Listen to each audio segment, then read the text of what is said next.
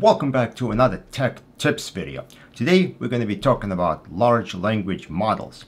What I did during LegalWeek 2023 is I went to different vendors at the showroom floor and I asked them all lots and lots of questions about how they implement generative AI in their software. And I kind of compiled the list of what everyone's doing. And that's what I want to share with you today. A couple of things to note. I am not an expert on this topic and I gathered the best information I can. And if I'm going to be wrong somewhere, which is possible that I'm going to be wrong in a few areas, please correct me in the comments. Just be civil about it and let me know what I got wrong. There's a lot of information out there, people saying different things.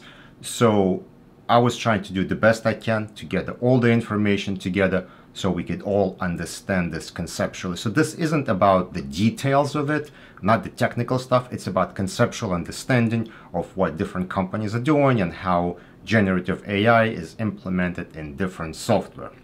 All right, this video is probably going to be a little long because we're going to go over how Relativity's AIR works, how vdiscovery's VLM works.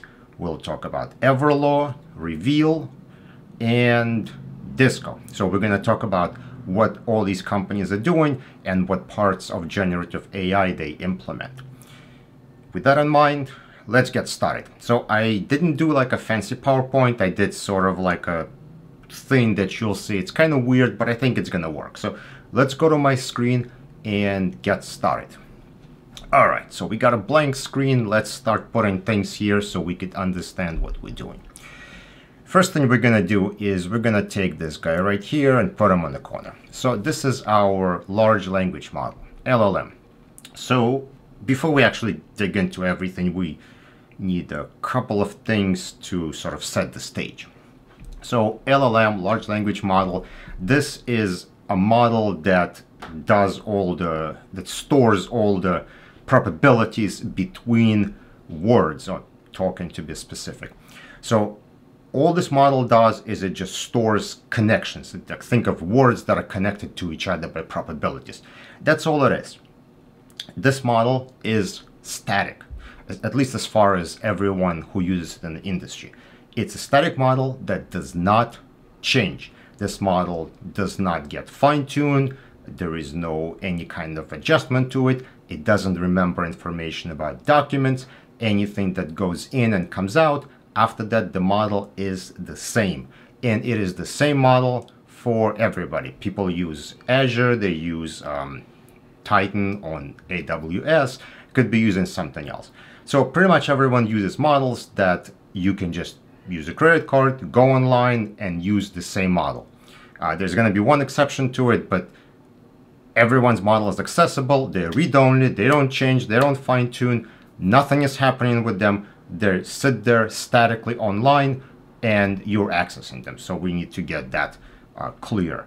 There is such thing as training models and all that. That is a whole separate thing here. No one's really doing that. And the way if you are doing this, you train a separate model, then you swap them. You don't train the live model. So the next thing we need to explain here is this model sits like in the box. And the box controls how much data can go into this model, in and out of this model. But this box has this little hole here, and this is how we can sneak the data in and out. This is called context window. And this is how much data can go into the model and come out.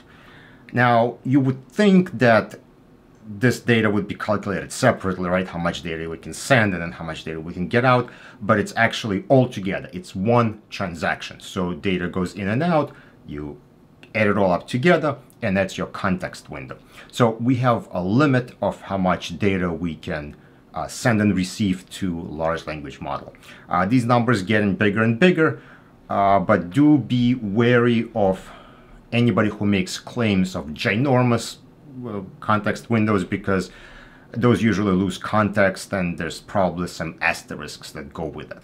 So those are the things we need to understand to get this going. So we have a model that sits in the box. The box has a little hole, which is the context window, and that's how you talk to it. You can't put too much data into it or out of it. Otherwise, you're going to lose context and there are going to be all kinds of issues. All right. So on the other side, let's bring some documents. Well, we have lots of documents here. And what we want to do is perform some kind of action on our documents. We want large language model to do something to our documents. But because we have this context window, we can just take all the documents and just say, tell me something about the documents or something like that. We have to be selective. We would want to do is take maybe one document at a time, send it to the model, and receive some kind of response. The way we're going to do that is we're going to use a prompt. So the most common thing that people use generative model for is to create like document summaries. So we can create a prompt saying, please create summary of the following document, and have a placeholder for a document. And then what we'll do is we'll take a document here, insert it here, send it to the model, get the results back, and then show the summary to the user. Maybe we'll save it to a field, maybe we'll just show it to them, it's fine. And then we'll go to the next document, send that into LLM, get the results back. That's basically what we're doing. Now, the way Relativity AI works is basically that. They have a prompt, and then they take one document at a time, they send it to LLM and receive it back. That's really all Relativity AI is doing. Now, while it does sound simple, this prompt is where everything is. This is their secret sauce. This is where they spend probably tons and tons of hours figuring out what that prompt is going to be. And this is why they're asking you all these questions about your documents or your review, where you fill out all these boxes. And based on that information, they're going to generate very big, very complicated prompt that they will most likely never show you. And then they're going to take one document at a time, combine it with the prompt, send it to LLM, receive the results back, and then use those results to populate your fields. Now, there is a part in AI where you can sort of override the decision or say why the decision is wrong. Some people thought this is for fine-tuning the model. It's not. It's for fine-tuning a prompt. Basically, your override will just get added to the prompt, and then the LLM will see that as part of it, and they will make a better decision, hopefully, next time. So that's Relativity's AI. We're taking one document at a time, adding it to a very, very complicated, very sophisticated, very finely tuned prompt, sending that to LLM, receiving results, and then saving them back. So that is all Relativity AI is doing. Now, we're also going to talk about some other things that they're not doing when we talk about what their competition is doing and why. But that's it for Relativity AI. It's as basic as that. Next, let's talk about vdiscovery's VLM. So this is a product that I worked on, and it works in kind of a similar way. But the approach we took there was a little different. Instead of taking one document at a time and sending it to LLM, what we did is we created a bunch of different prompts, right? So we made, make some copies here. So we made lots of different prompts. And then we told, and then we present the user with a document and saying, hey, which one of these prompts do you want to apply to the document? So the idea is, as you're looking at a document, you can have like a chat with the document. You could say, give me a summary of the document. Tell me what entities show up on this document. Give me the dates on this document. And what you can do is type in your own custom prompt if you want to. And you basically having a chat back and forth with your document. So as opposed to doing kind of batch process, taking one prompt and applying it to everything, we have lots of prompts that you apply to one document. I found it very helpful when I was reading some kind of complicated contract and I was sort of interviewing a contract, right? I was asking it questions. The other interesting thing that we did for VLM is we're not just using one big LLM on the cloud. We also added a bunch of these smaller LLM databases. Nothing special about them. These are the ones you can download online. There's plenty of those available, but they're small. They're not general purpose databases. they have specific purpose for each one of them. And what we're doing is we're running them inside our data center.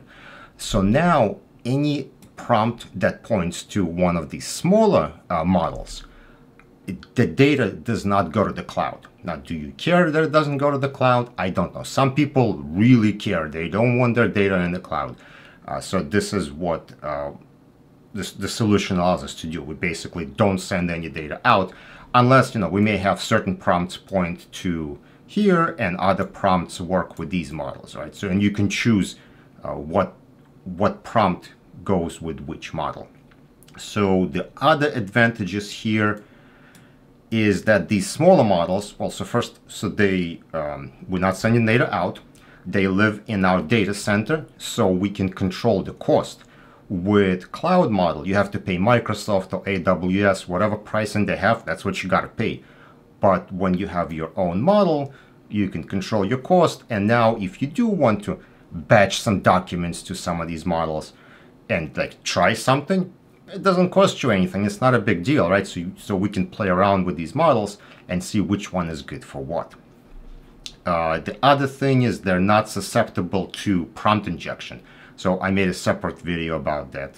You can find on my YouTube channel, where a user can insert additional text into the document, which will override the instructions. And the reason for that, and also the reason why there are multiple models, is because they're purpose built. Like some model can only do summarization, other model can do only topic extraction. And for sort of better or worse, they are dumb models. You can't inject prompts into them because they don't understand those prompts. They can only do like one single thing. Oh, and the other advantage is they're faster than the cloud ones, right? So they can only do one thing, they could do it really fast, and they're like very simple, and that's all they do. So that's vdiscovery's VLM. So we have multiple models. I'm gonna put them aside, and we have lots of different prompts, and you can interview your document. People were asking like, well, can we just, if we like one prompt that like we want to apply to multiple documents, can we do it? And yes, answer is sure. We can, we'll probably just run it on the back end and just gonna apply document summary to a bunch of documents and then just save it to a field. So you have extracted text, and you have your document summary field, and you can go to that anytime you want. You can export that out to Excel and so on. All right, so that is VLM. Next, let's move on to Everlaw. And so what Everlaw is doing is they have a number of similar features to VLM, where they have document summary, they have entity extraction, they have few other sort of predefined prompts. We already know how they're doing it. It's just a prompt. They take a document that you're currently on, it gets added to this document, and then it gets sent to language model, and well, we get the response, and then it gets sort of saved somewhere or displayed to you. But there is one more thing that Everlaw is doing that others don't do, and they have this assistant that can help you write a brand new document. So how are they doing that? Well, they say that you can use, I believe, 100 documents as a context to write about. And so what you do is you have a prompt, but you can't really take 100 documents and just insert them. That's going to be too much for a context window. I think even for any modern Gen AI is going to be too much. So what you do is you do it in two steps. First, you take your 100 documents, you say a prompt, create summary of the document, send that to LLM, receive a response, take the next, come back, take the next, come back. And now, instead of 100 documents, you have 100 summaries, which could be like, 100 paragraphs. And that should be sufficient to fit into the context window of an LLM. So what would happen then is you would have another very clever prompt that is going to ask the LLM to generate text that would be that written component, right? Again, kind of like with Relativity Air, I'm sure this is going to be something very proprietary, that they have a specific way of asking, maybe a specific way of citing where it gets information from, or things like that. But that's really the difference of what Everlaw is doing. They take in up to 100 documents, they summarize them first, they combine it with the prompt, and then they send it to LLM to write that document that would be your starting point, which is actually really cool. I think it's very helpful to people who need to do that. All right, so that is Everlaw. So let's talk about what Reveal and Disco are doing. And what they have is, they have something like a question, right? What they want to do is say, all right, we're going to ask a question on our documents, and then the LLM should answer that question. Well, here is the thing. LLM doesn't do that. That's not a thing you can do. And by now you're kind of starting to understand that because of the context window, we can't just take all the documents and jam them in there, right? And then we can't also do what Everlaw is doing. We can't summarize them all. It's still going to be too much. So how are they doing it? Well, if you were to read Microsoft documentation on how to do it, this is the approach you need to take. Now, this is not what they're doing, but I'm going to show you kind of what Microsoft way is, and then what I think they're doing. So first, you take your documents and you break them up into chunks.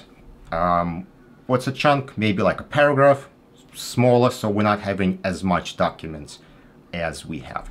And then what we're going to do is send these chunks to LLM, and we're going to ask it to give us, it's called embeddings. It's just like an index, right? We're going to build an index. So we're taking a chunk of text, we send it to LLM, and we're receiving, it's called like a vector, basically, like just some bunch of numbers, basically. That's all we're getting back. And we're storing those numbers in an index. That's what kind of the right way of doing it is. Document, split it into smaller chunks. Chunks go to LLM, come back and receive just a string of numbers. String of numbers gets stored in an index. Or you can think of a keyword index or cluster or something like that. Now, once we have that, we can take our question and we can send this question to LLM and also receive that index entry. And that index entry is going to land somewhere over here on the index. And then what we do is we'll take our closest matching document, we'll add it to a prompt, send it to LLM, and receive the answer. That is how Microsoft wants you to do it. The way it actually works is kind of similar. So the problem here is building this index. Because we have to rely on LLM to build it, you have to pay for each of the documents you process, you pay per token. And this would get stupid expensive very quickly. So no one is going to do that. It makes absolutely no sense. However, companies like Disco and Reveal, they have their own clustering algorithms, right? So they know how to cluster existing documents. So they're building basically something similar to like a vector database. They build their own clusters, and now what they can do is take a question and then also cluster that question along with other documents. And when you have that, you know which documents are next to your question. And then you take those documents, add them to the prompt, send them to LLM, and you receive your response. Is that right? Yes. Couple of problems here. One is matching your question to the actual document. This is where it gets a little questionable because how that matching is going to happen. So when you generate your prompt, do you take just the nearest document? Do you take a chunk? Do you take the whole document? Do you take multiple chunks? All these decisions have to be made. And based on how much text you grab, that's how much data going to be sent to LLM, and LLM is only aware of that data. So if you make a mistake as to how much documents you're going to grab from that cluster or around that cluster, you basically not going to give data to LLM. So there are a lot of these questionable decisions have to be made. And if you don't get them right, you can have disastrous results. And because of that, Relativity sort of drew a line, right? When they built AIR, they said, look, we're confident we can take a document, we can create a prompt, and get meaningful results about it. But when we start getting into something like this, when we start to cluster and match question to the thing and figure out how much text to grab, we don't have confidence that this is something people can rely on. And that's why they said that, well, we're not going to do that. So Disco and Reveal do have their own clustering, whatever the technology is. The document organization technology, they're able to build their own sort of this index or cluster, whatever we call it. They're already doing it, right? So you're already using it if you're using their software. So they build that index, they take your question, they match it up to the index or cluster or whatever. They grab the data, put it in the prompt, send to LLM, and receive a response. All right, and I think this is it. This kind of covers what most of the technologies that companies use right now. If you're looking at someone else who's doing their own version of Gen AI, it probably falls somewhere here. So if you understand these principles, you can ask them what they're doing. You can kind of understand what's actually happening behind the scenes. All right, I hope I explained this clearly enough, and I hope I didn't make too many mistakes. If I did make any, please put them in the comment section below. Thank you for watching. I'll see you next time.